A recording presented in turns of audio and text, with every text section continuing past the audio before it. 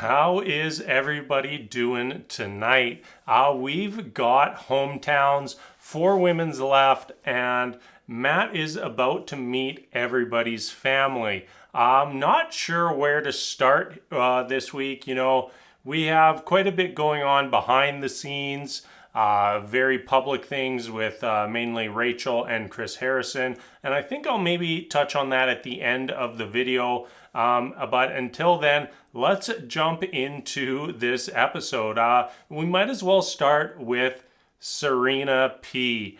Uh, you know, you could just feel this. You could feel this coming. You could feel that their relationship was the one that was going to end, not only just based on us being blatantly shown preview footage of the 3 other women further along in the process, but also with how their date went last week, and the way that their date went this week.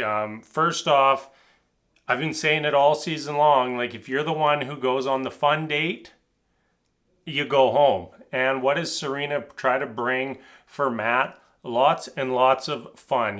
Serena's Canadian, and trying to introduce him to some Canadian things. And, I've got to have a little comment on this because I am Canadian. And what the hell is female bacon? I don't know what that is. I got no clue. Like, that's not a Canadian delicacy. Anyone who's going around telling you Canadians just eat female bacon all the time, they're out of their damn mind. Beaver tails as well. I've maybe had 5 in my life. Not that they don't exist, but a Canadian delicacy, no. I don't think so. Poutine, I'm on board with. I love having a good poutine. That is something that I will eat fairly regularly, but female bacon, not once in my life. And beaver tails, I wish I ate them more because they are delicious, but not really a Canadian delicacy. Anyways, let's go back on to actual meat of the date, and that's not the female bacon.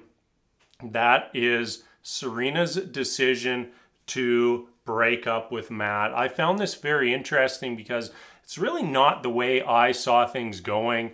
Their date actually went not too bad, and then they got to meet the families, and Serena has her sit down with her sister, and like the first thing that comes out of her sister's mouth is, yeah, something's missing. Something's just not there. You're missing something.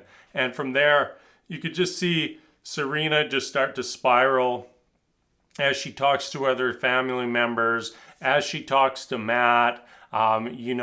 Later the next day or however long later, them having that conversation, from it just spiraled. Like she was trying to convince herself to jump in head first, and go all in with Matt, and really just felt like she talked herself out of it. Like she talked herself out of that relationship. And in general, I'm of the opinion that once you start having those negative thoughts, especially repeated over and over, like if you're constantly thinking of breaking up with a person or what it would feel like to break up with that person, then you've planted that seed in your mind. And in Serena's case, that seed grew, that seed blossomed, and she sent Matt home. Not really the way I thought things going. I did think she was going to be the one to leave today, but not in the fashion that it went down. And yeah, there we are. We're now left with our final 3, Bree, Michelle, and Rachael. Those other 3, it was very interesting. 2 of them went one direction with their date, and one went the other. And I think that's going to be very telling for who is actually going to potentially win or get the final rose this season, because I didn't realize how important the adrenaline junkie lifestyle was to Matt. And for 2 of the women to go that route for their dates is very telling to me. And both those dates seem to get a better response from Matt than what we saw from Michelle going for the bike ride with Matt and introducing Matt to her students. You know, I was really initially, I thought that's the kind of man Matt was. You know, we were really sold on all his charity work and how dedicated he is to improving the lives of youth. And then we have this other side of him where he just wants to jump out of planes and drive fast cars, I guess. And it really was illuminating to see that that's what he gravitated towards.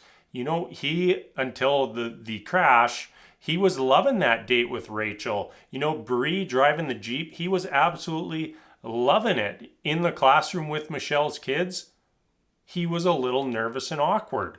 And I think that is very telling for what's going to happen here next week. And, you know, we're now potentially looking at a final two of Bree and Rachel. And, you know, I was very much on board with the Michelle train. I'm still rooting for Michelle. I honestly feel from what we've seen, they are by far the best fit of the women left. Michelle and Matt, that is. So I'm a little disheartened heading into our final. It kind of seemed like we're not getting an episode next week. We're just getting a tell-all. 2 weeks we're getting the fantasy suites, and then 3 weeks the finale. I think that's our timeline now. So that's very, very interesting to me moving into the fantasy suites.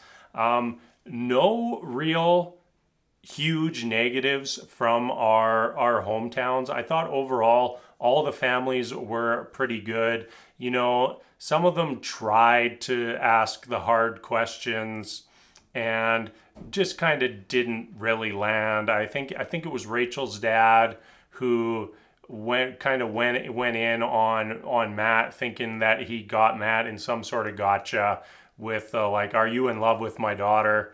And Matt's just like, well, you know, being honest, I'm falling in love with her.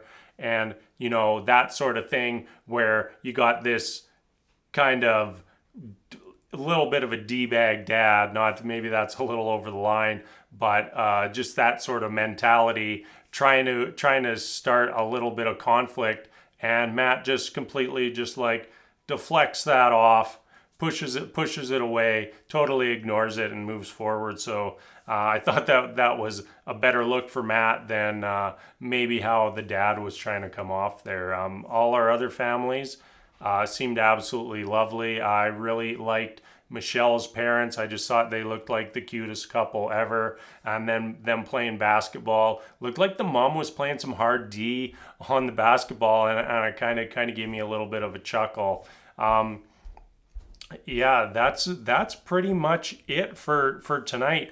So let's just move on from the episode and let's talk a little bit about what's been happening behind the scenes. You know, it's all the outside of the show drama stems from Rachel and a bunch of photos that she was both in and photos that she liked, you know, celebrating really slavery, you know, stuff with the Confederate flag, the antebellum party, which I believe was even banned from the area where it happened, and still she went to the party. So just a very, very huge lack of judgment on Rachel's part.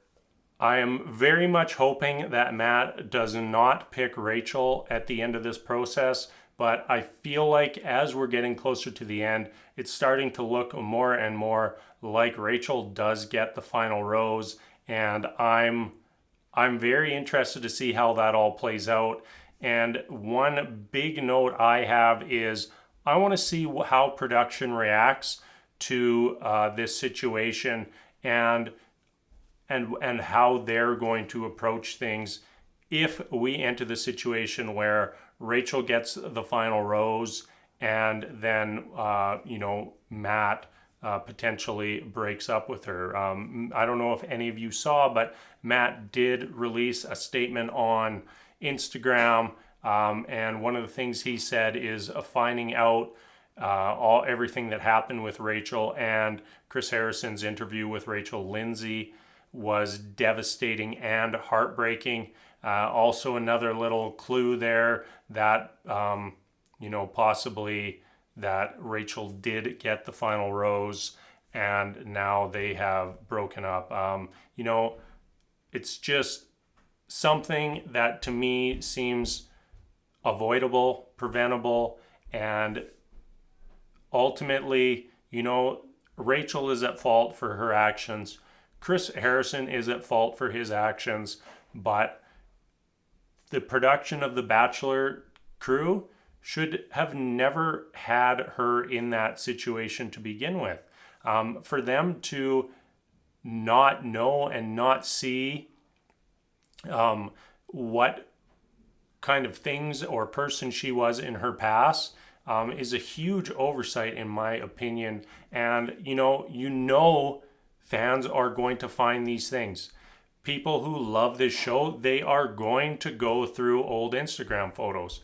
They're going to go through old Twitter posts because, this can be an obsession in a way. Like in a season I really enjoy, I dive deep, and I'm sure many fans out there do as well. And when we dive deep, these are the sort of things that we uncover. And I would just expect that the Bachelor production team would be doing this level of background into all of these contestants so that these situations never happen ever again. I feel terrible for Matt that he's potentially now put in this horrible situation where he didn't really know the person that he was getting engaged to, and now has to do the very not enjoyable thing of breaking up with her, and on top of that, most likely with a camera shoved in your face, which just amplifies the entire situation. So all I want to say is, you have to take responsibility for your actions, and that goes to everyone out there. You can grow and learn from mistakes, but this isn't something that's 20 years in Rachel's past. This isn't something that's 10 years in her past. This is 3 years ago, doing something that was banned. It's not just that she made poor judgment. She made poor judgment knowing and having been told that it was wrong and still doing it. And that's just not a situation that's very good for anyone. So I'm going to wrap things up there for tonight. I will be back again next week for the Women Tell All. Looks like it's going to be a total disaster, mainly because Victoria's back. So we have that to look forward to or not look forward to. I don't know, depends how you look at things. But until then, I will be back later. And as always, thank you so much for watching.